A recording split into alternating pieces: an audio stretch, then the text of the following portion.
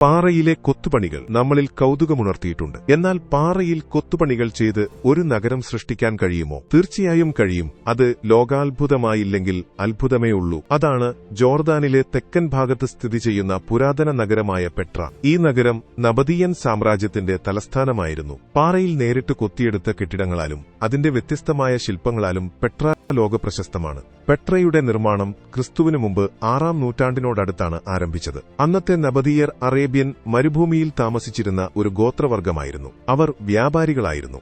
മരുഭൂമി പ്രദേശമായിട്ടും നബദിയർ പെട്രയിൽ മികച്ച ജലസേചന സംവിധാനം വികസിപ്പിച്ചു. അവിടെയുള്ള ഏറ്റവും പ്രസിദ്ധമായ കെട്ടിടം അൽ ഖസ്നയാണ്. ഇത് പാറയിൽ കൊത്തിയെടുത്ത ഒരു ദേവാലയത്തോട് സാമ്യമുള്ള കെട്ടിടമാണ്. അതുപോലെ മഠങ്ങൾ, ശവകുടീരങ്ങൾ, വേദികളോടുകൂടിയ തിയേറ്ററുകൾ എന്നിവയും അവിടെ കാണാം. നിർഭാഗ്യവശാൽ ഒരു കാലത്ത് പെട്ര മണലിനടിയിലായി മറഞ്ഞുപോയിരുന്നു. എന്നാൽ 1812-ൽ സ്വിസ് പരിവേഷകനായ ജൊഹാൻ ലുദ്വിഗ് ബുർഖാർഡ് പെട്രയെ പുനരാവിഷ്കരിച്ചു. അതിനുശേഷം ലോകം പെട്രയെ വീണ്ടും പരിചയപ്പെട്ടു. 1985-ൽ യുനെസ്കോ പെട്രയെ ലോക പൈതൃക പട്ടികയിൽ ഉൾപ്പെടുത്തി. 2007-ൽ അത് ലോകത്തിലെ 7 അത്ഭുതങ്ങളിൽ ഒന്നായി പ്രഖ്യാപിക്കപ്പെട്ടു. ഇന്നത്തെ പെട്ര ഒരു പ്രധാന വിനോദസഞ്ചാര കേന്ദ്രമായി മാറിയിരിക്കുകയാണ്.